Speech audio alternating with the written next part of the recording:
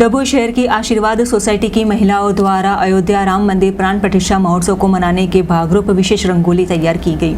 डभोई की आशीर्वाद सोसाइटी की महिलाओं द्वारा आज राम मंदिर महोत्सव को मनाने के भागरूप विशेष कार्यक्रम का आयोजन किया था। राम, सीता, लक्ष्मण और हनुमान जी की रंगोली का चित्र तैयार करते हुए आज धार्मिक पर्व मनाया था, जहां आशीर्वाद सोसाइटी में सुबह से ही ये पर्व को मनाने के भागरूप अनोखा उत्साह देखने को मिला था। सोसाइटी की महिलाओं ने एक साथ इकट्ठा होते हुए अपनी मेहनत के फलस्वरूप अपनी श्रद्धा सुमन अर्पित करते हुए आज श्री राम जी, सीता जी, लक्ष्मण जी और हनुमान दादा की रंगोली तैयार करते हुए पर्व मनाया था। जय श्री राम।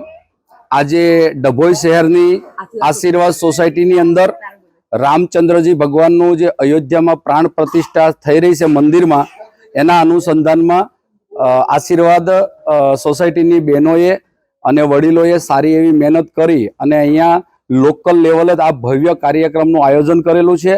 અને આજે कम से कम 500 वर्ष पछी रामचंद्रजी भगवान मंदिर में बिराजमान थई रह्या छे, एनो अमने खूब ज आनंद छे। जय श्री राम।